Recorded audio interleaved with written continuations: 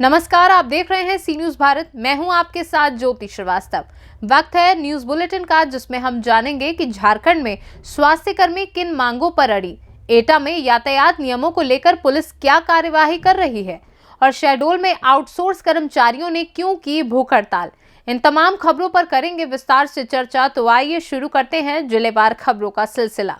झारखंड के बड़का गांव सामुदायिक स्वास्थ्य केंद्र में स्वास्थ्य सहिया कर्मी अपनी मांगों को लेकर पूरे प्रदेश में राज्यव्यापी हड़ताल पर हैं।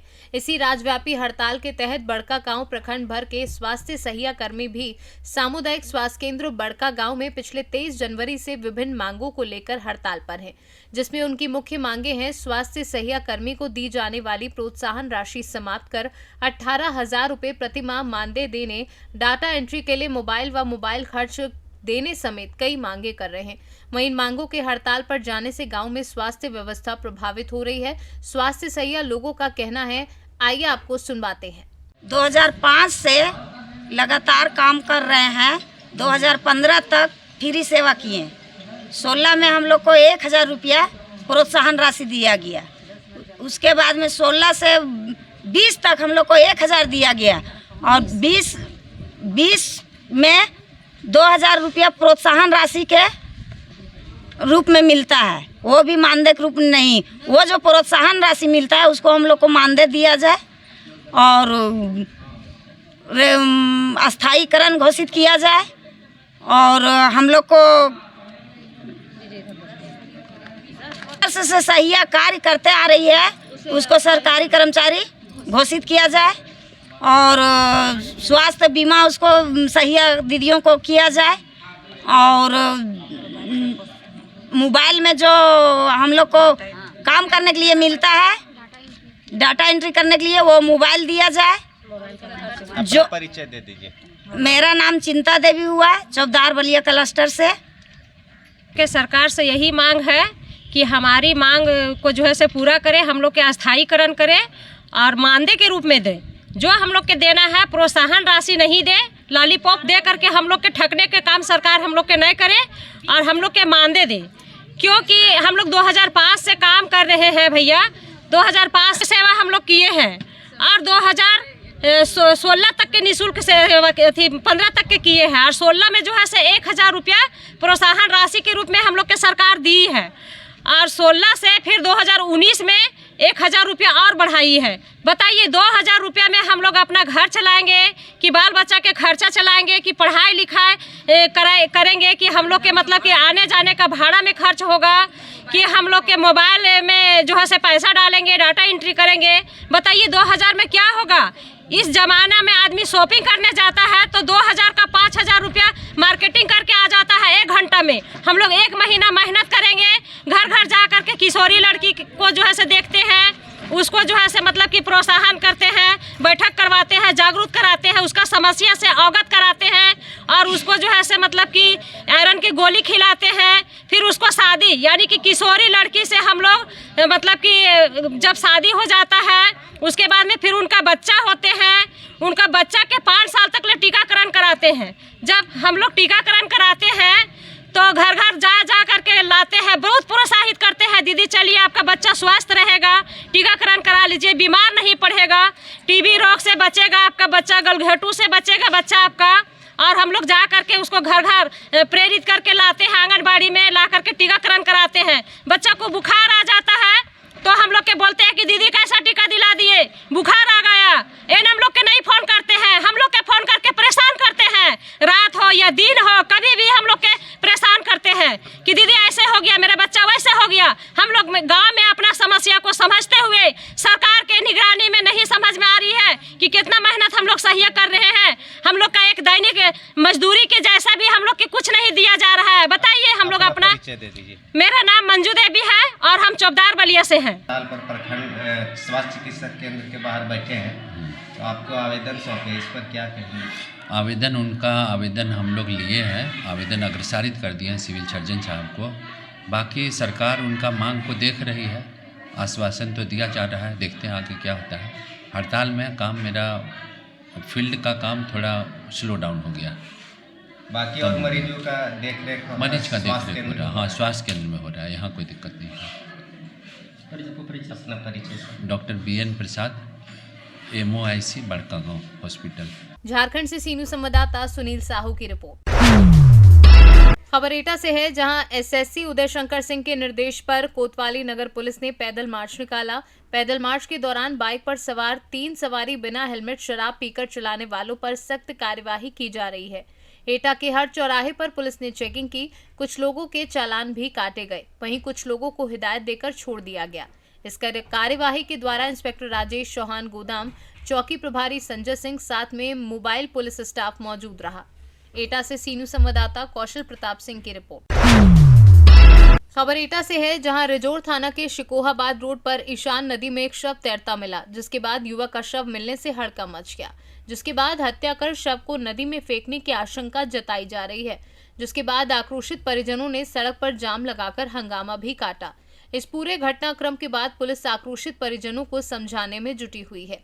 वहीं परिजनों ने उदयवीर सिंह SI पर लापरवाही का आरोप लगाया है, क्योंकि परिजनों ने रात को ही पुलिस को सूचना दी थी, लेकिन सूचना देने के बाद भी पुलिस ने खोजबीन नहीं की।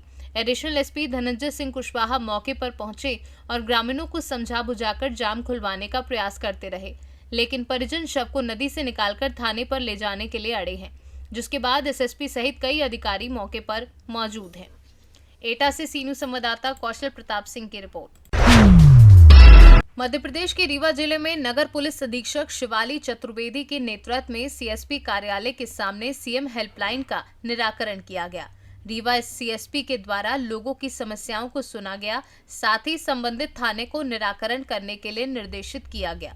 इस दौरान सिविल लाइन थाना प्रभारी निरीक्षक हितेंद्र नाथ शर्मा, चोरहटा थाना प्रभारी निरीक्षक अवनीश पांडे, गोविंदगढ़ थाना प्रभारी उप निरीक्षक शिव अग्रवाल मौजूद रहे। द्वारा और इसमें शहर के सभी थाना प्रभारियों को बुलाया गया है और उनके थाना क्षेत्र की जो शिकायतें हैं जिनसे लोग संतुष्ट नहीं हैं, उन लोगों को बुलाया गया है और उनकी समस्याएं जानी गई और उनका वैधानिक निराकरण किया जा रहा है थाना प्रभारी के माध्यम से। और इसमें काफ़ी लोगों को भी संतुष्टि हो रही है कि उनको सुना जा रहा है। साथ ही मैं भी इस संबंध में अवगत हो रही हूँ कि कहाँ किस थाने पे क्या कार्रवाई रह गई है जो उनके द्वारा नहीं की गई, तो उसमें आगे की कार्रवाई करवाई जाए। अधिकांश किस तरह की शिकायतें हैं जो जिसपे शिकायतें होती है CM तक पहुँचता है मामला?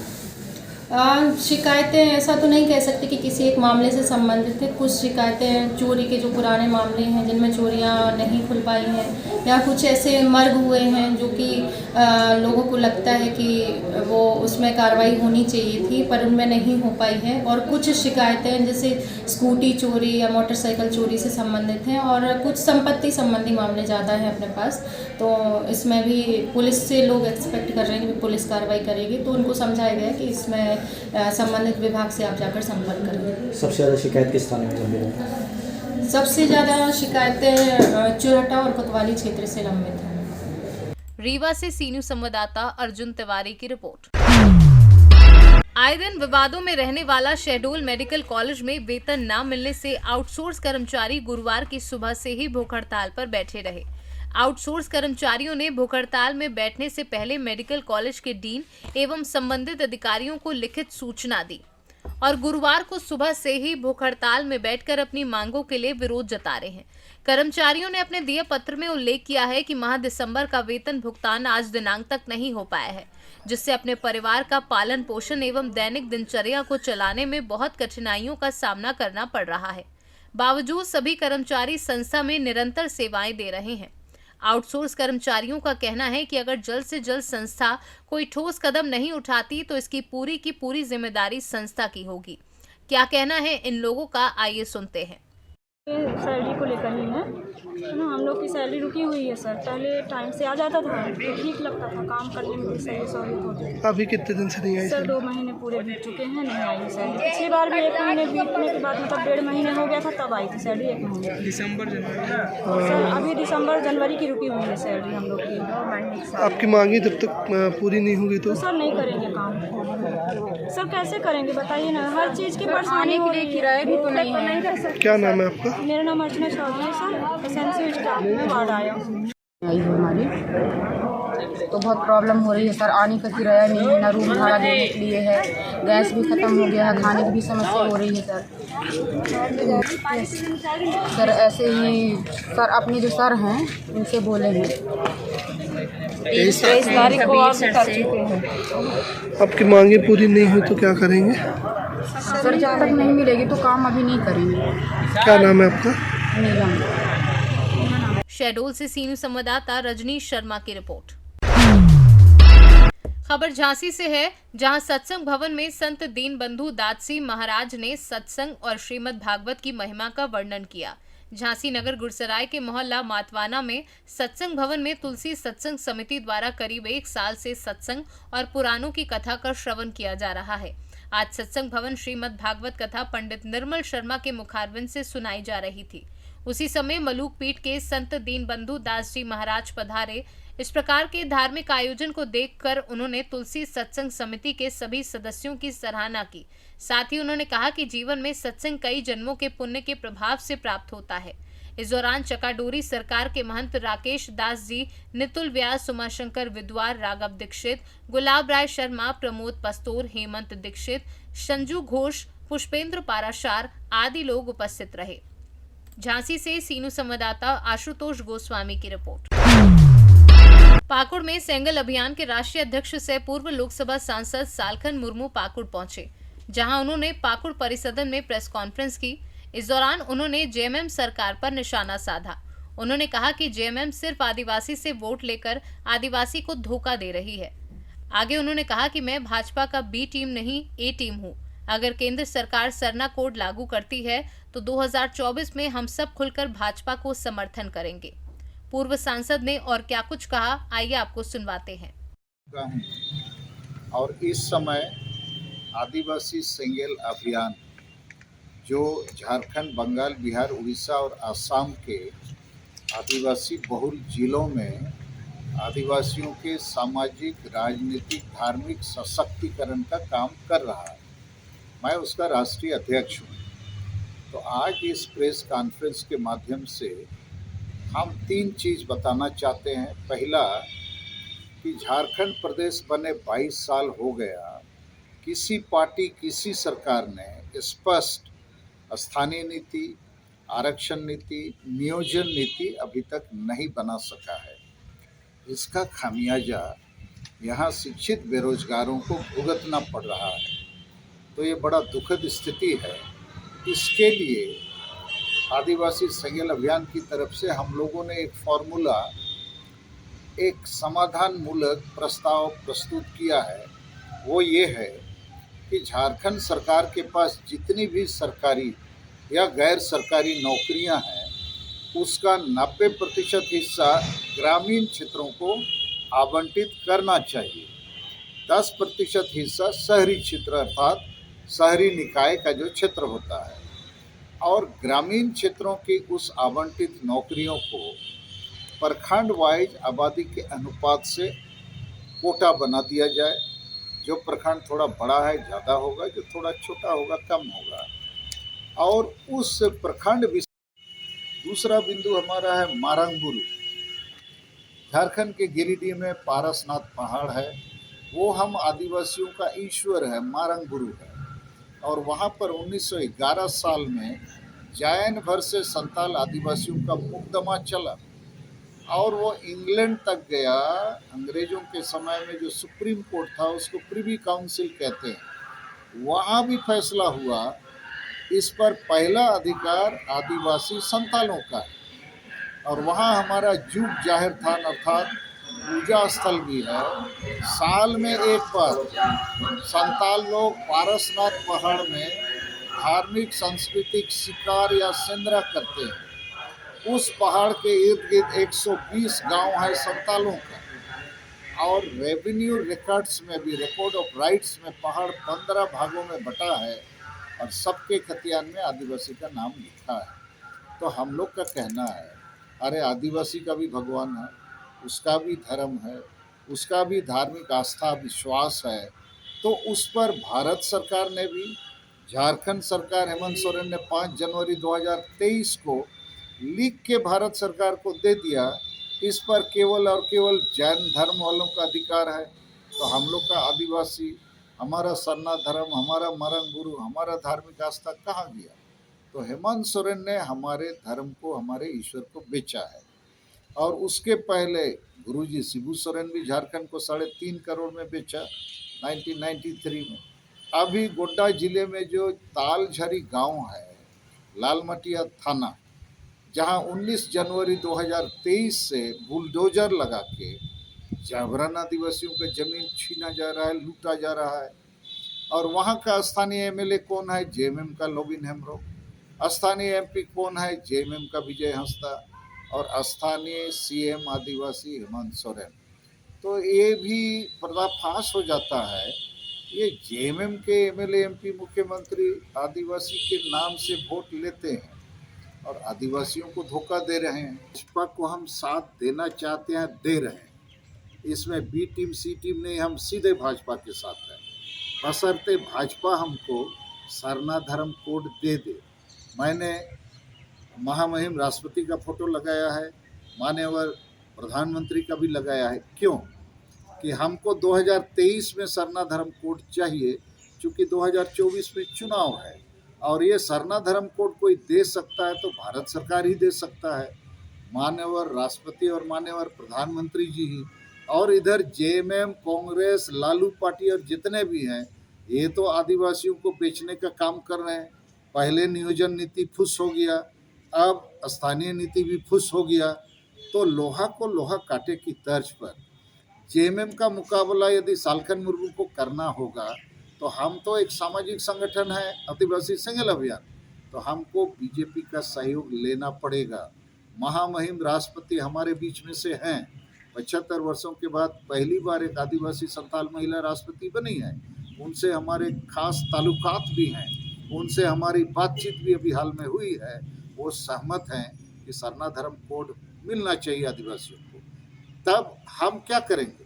राष्ट्रपति और प्रधानमंत्री को हमको विश्वास में लेना होगा और इसलिए हम खुलकर बोलना चाहते हैं। हम बीजेपी के बी टीम नहीं, ए टीम है, बल्कि बीजेपी को ये बताना चाहते हैं कि यदि आप आदिवासी एजेंडा साथ में नहीं रखेंगे, आदिवासी मुद्दों को साथ नहीं लेंगे, तो 4 बार झारखंड में उपचुनाव हो गए, बीजेपी हार गया।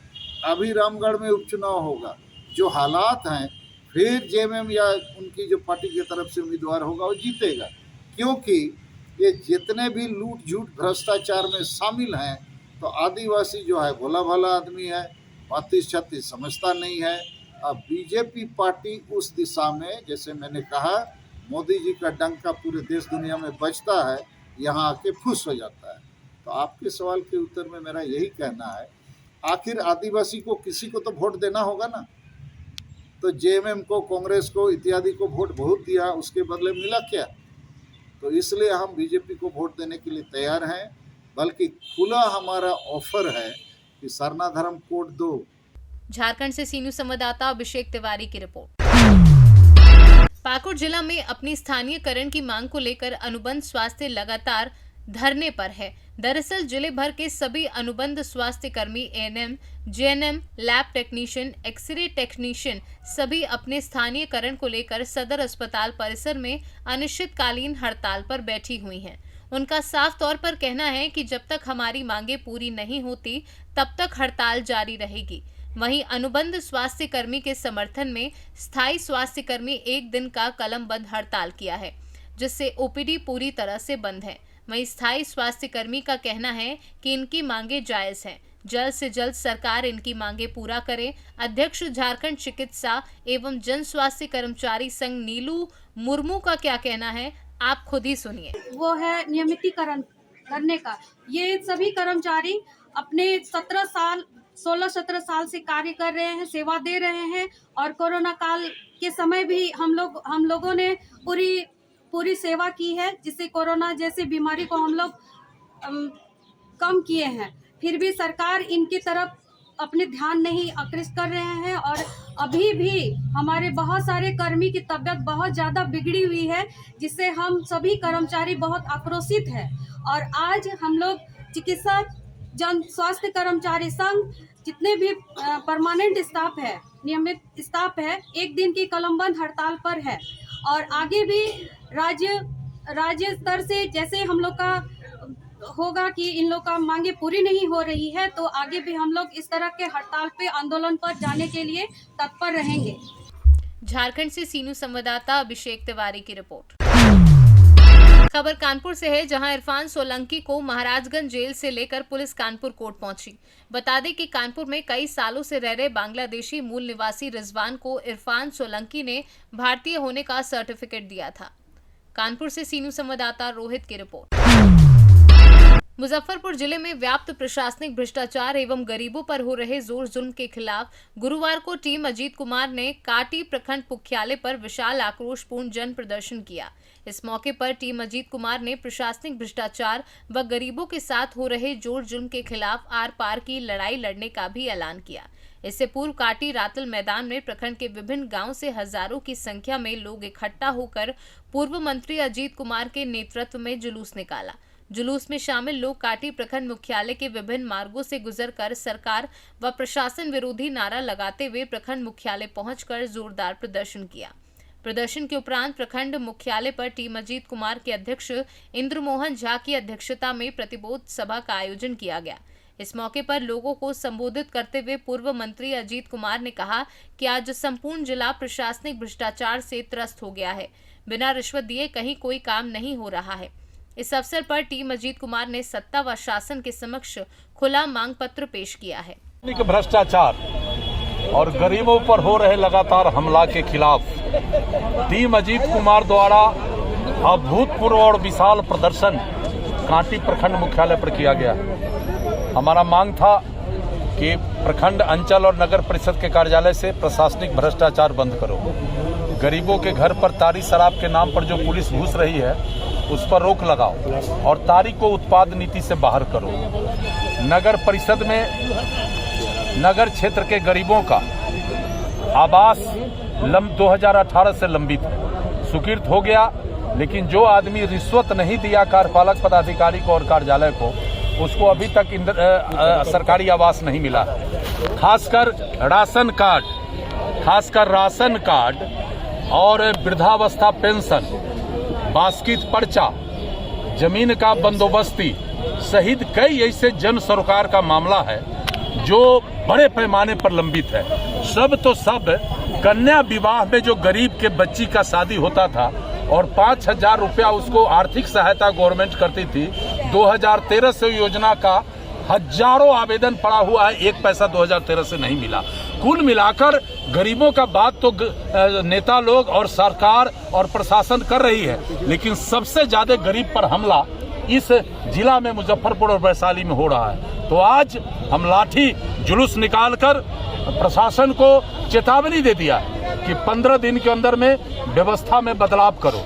अगर व्यवस्था में बदलाव नहीं करोगे तो आज तो लाठी लेके आए हैं, अब 15 दिन के बाद भी अगर भ्रष्टाचार जारी रहा, गरीब लूटते रहे, तो लाठी के हुड़ा से तुम्हारा इंतजाम कर देंगे, ये कह दिया है। और हमने ये भी कहा है कि हम जोर जबरदस्ती नहीं करेंगे।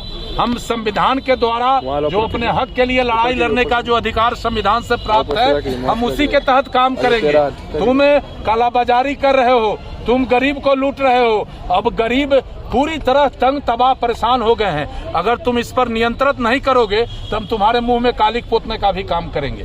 कुल मिलाकर आज टीम अजीत कुमार अपने विशाल प्रदर्शन के माध्यम से सरकार, शासन और प्रखंड, अंचल और नगर परिषद और पुलिस और एक्साइज के अधिकारियों को चेतावनी दिया है कि तू संभल जाओ, नहीं तब हम आर पार का लड़ाई लड़ेंगे। मुजफ्फरपुर से सीनियर संवाददाता दीपक कुमार तिवारी की रिपोर्ट। खबर आजमगढ़ से है, जहां जिले में पुलिस मुठभेड़ में कल 25,000 के इनामी बदमाशों की गिरफ्तारी के बाद फरार इनामी बदमाश सतीश को भी पुलिस ने धर दबोचा है और पुलिस ने इस घटना का पूरा खुलासा भी किया है। आजमगढ़ से सीनियर संवाददाता सीबी भास्कर की रिपोर्ट। आजमगढ़ में जिलाधिकारी विशाल भारद्वाज द्वारा आज महाराजा सुहेलदेव राज्य विश्वविद्यालय आजमगढ़ का स्थलीय निरीक्षण किया गया। इस अवसर पर जिलाधिकारी द्वारा सभी भवनों का निरीक्षण किया गया। निरीक्षण के दौरान जिलाधिकारी ने निर्माण कार्यों की प्रगति में तेजी लाने के निर्देश दिए। जिलाधिकारी ने कार्यदायी agency Anchor power infra private limited को निर्देश दिया कि प्रशासनिक भवन व पुस्तकालय तथा शैक्षणिक भवन 1 और 2 के निर्माण कार्य की प्रगति बढ़ाना सुनिश्चित करें। आजमगढ़ से सी न्यूज़ संवाददाता सीबी भास्कर की रिपोर्ट। बदनावर में सब्जी मंडी में आड़त प्रथा बंद कर शासकीय कर्मचारी की उपस्थिति में नीलामी कार्य करने की मांग को लेकर कांग्रेस कमेटी जिला अध्यक्ष कमल किशोर पाटीदार, निवर्तमान कांग्रेस जिला अध्यक्ष बाल मुकुंद सिंह गौतम के मार्गदर्शन में किसान कांग्रेस कार्यवाह जिला अध्यक्ष दिनेश रघुवंशी के नेतृत्व में गुरुवार को मंडी भार साधक अधिकारी एवं एसडीएम मेघा पवार को ज्ञापन सौंपा गया। ज्ञापन में बताया गया कि बदनावर सब्जी मंडी में आड़त प्रथा को बंद कर शासकीय नीलामी शुरू की जाए। किस बात को लेकर ज्ञापन देंगे? आज जिला कांग्रेस कमेटी के नवनियुक्त अध्यक्ष कमल किशोर जी पाटीदार, पूर्व निवर्तमान जिला अध्यक्ष महोदय के निर्देशन पर आज ये ज्ञापन सब्जी मंडी बदनावर में जिस प्रकार से आड़त प्रथा के माध्यम से नीलामी की जा रही है, उसमें किसान और सरकार का नुकसान हो रहा है। आड़त प्रथा के साथ शासकीय नीलामी शुरू की जाए। शासकीय नीलामी से किसान और सरकार दोनों को फ़ायदा होने वाला है, क्योंकि शासकीय कर्मचारी की उपस्थिति में जिस प्रकार अनाज मंडी में नीलामी की जाती है, उसी प्रकार सब्जी मंडी में भी शासकीय कर्मचारियों की उपस्थिति में नीलामी की जाए। वर्तमान में आड़त प्रथा के माध्यम से जो नीलामी हो रही है, उसमें कुछ व्यापारी मिलकर नीलामी कर देते हैं और औने पौने दाम में किसानों को अपनी फसल, चाहे वह मटर हो, प्याज हो, लहसुन हो, आलू हो या अन्य जो भी फसल हो, वह नीलाम की जाती है। आड़त प्रथा में जो नीलामी हो रही है, आड़त प्रथा में जो नीलामी होती है उसमें उचित मूल्य नहीं मिलता है। शासकीय नीलामी की जाएगी, शासकीय कर्मचारियों की उपस्थिति में नीलामी की जाएगी। उससे पूरा ब्यौरा मंडी समिति के पास दर्ज होगा और किसानों को उचित दाम मिलेगा। हम सभी यही चाहते हैं कि आड़त प्रथा के साथ शासकीय नीलामी भी की जाए, जिससे किसानों को उचित मूल्य मिले। पहले भी कई बार हम यह मौखिक और लिखित में संबंधित अधिकारी को आवेदन निवेदन कर चुके हैं। अगर एक सप्ताह के अंदर निराकरण नहीं हुआ तो मजबूरन हमें अनिश्चितकालीन हड़ताल पर बैठना होगा। जय हिंद, जय भारत, जय जवान, जय किसान। आपका नाम? दिनेश रघुवंशी, जिला कांग्रेस किसान कांग्रेस कमेटी कार्यकारी अध्यक्ष। बदनावर से सी न्यूज़ संवाददाता महेश पाटीदार की रिपोर्ट। रोहतास जिला मुख्यालय सासाराम से महज 18 किलोमीटर दूर नोखा प्रखंड के हथिनी पंचायत में इन दिनों विकास की बहती बयार धरातल में उतरती नजर आ रही है। इस दौरान ग्राउंड रिपोर्टिंग करने पहुंचे संवाददाता के साथ जनता अपने हथिनी पंचायत के तमाम सरकार की योजनाओं को रूबरू कराया। इस दौरान वर्तमान मुखिया दयानंद सिंह ने पत्रकारों से बातचीत करते हुए कहा कि इस क्षेत्र में विकास की धाराओं को हर संभव पूरा करने के लिए कटिबद्ध हूं। उन्होंने कहा कि क्षेत्र में कुछ काम शेष रह गया है, जिसको लेकर पूरा कराने के लिए हर संभव प्रयास है। मुखिया जी, आप अपने पंचायत के बारे में 2 शब्द बताइए जो जनता जानने के लिए इच्छुक है। क्या कुछ विकास हुआ है? हमारे यहाँ पहले तो हर घर में नल जल की व्यवस्था है, टाइम टू टाइम नल जल चलता है, नाली गली माने हर चीज़ बढ़िया है। यहाँ कचरा का उठाव भी होता है, हर घर डस्टबिन दे दिया गया है, डेली कचरा का उठाव होता है। विकास में यही रह गया है थोड़ा सा कि मतलब कि फील्ड रोड नहीं है हमारे यहाँ पंचायत में, कहीं स्मशान घाट बनवाना है, उसके लिए ज़मीन की आवश्यकता है। हम लोग लिख के दिए हैं, अगर ज़मीन अब सरकार के द्वारा अवेलेबल करा दिया जाता है तो पंचायत की सारा व्यवस्था हो जाएगी, एकदम पंचायत स्वर्ग बन जाएगा, स्वर्ग। आपका परिचय? दयानंद सिंह मुखिया, हथनी पंचायत। रोहतास से सी न्यूज संवाददाता पंकज कुमार की रिपोर्ट। जौनपुर के मछली शहर से ननगर पंचायत के अधिशासी अधिकारी बृजकिशोर सिंह द्वारा बुधवार को स्वच्छ सर्वेक्षण 2023 के तहत नगर में साफ सफाई व्यवस्था चुस्त और दुरुस्त करने के लिए जन जागरूकता रैली को कार्यालय परिसर से हरी झंडी दिखाकर रवाना किया गया। ये रैली नगर के मुख्य और विभिन्न गलियों के मार्गों पर ढोल नगाड़े के धुन पर भ्रमण करते हुए आगे बढ़ती रही और रैली में शामिल लोगों ने नगर पंचायत को स्वच्छ सुंदर बनाए रखने व स्वच्छता के प्रति जागरूक करने के लिए आम जन नागरिकों से भी अपील की। साथ ही नगर के विभिन्न व्यापारी सहित आम जनों से आह्वान किया कि स्वच्छता बनाए रखें, कूड़ा कचरा यहाँ वहाँ ना फेंके। पूरे नगर में रैली निकाली गई थी, किस संबंध में निकाली गई थी?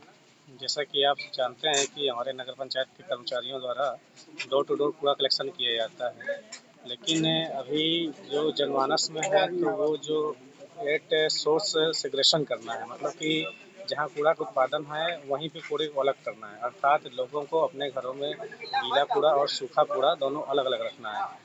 लेकिन यद्यपि ऐसा लोगों द्वारा किया नहीं जा रहा है, तो इसी के प्रति लोगों में जागरूकता फैलाने के लिए, जनमानस को इसके प्रति प्रेरित करने के लिए हमारे द्वारा ये सारे कर्मचारियों के साथ में एक रैली निकाली गई, जिसमें लोगों को संदेश जा सके कि लोग अपने घरों में कूड़ा को अलग अलग, गीला कूड़ा और सूखा कूड़ा अलग अलग रखें, और जब हमारे कर्मचारी डोर टू डोर कलेक्शन करने जाएं वो कूड़ा उसको अलग अलग दें।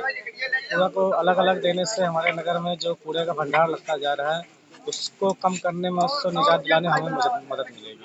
सर, ये केवल मछली तहसील में है कि सभी तहसीलों में? पूरे प्रदेश में आज एक साथ ही अभियान चलाया गया है। हमारे प्रदेश में जितनी भी नगर पंचायत, नगर पालिका, नगर निगम है, तो आज 1 तारीख से पूरा 31 मार्च तक अभियान चलना है। उसी क्रम में आज पहला दिन था और पहले दिन में लोगों को जागरूक करने के लिए हम लोगों ने रैली निकाली। बाकी घर घर में संपर्क करा के हम लोग अपने कर्मचारियों के माध्यम से, स्वयं नगर पंचायत टीम के माध्यम से हम लोग लगातार प्रयास करेंगे, लोगों को जागरूक करने का प्रयास करेंगे कि लोग अलग अलग कूड़ा करके दें। जौनपुर से सी न्यूज संवाददाता राधा रमन अग्रहरी की रिपोर्ट। फिलहाल इस बुलेटिन में बस इतना ही। देश दुनिया की तमाम बड़ी खबरों के लिए आप देखते रहिए सी न्यूज भारत।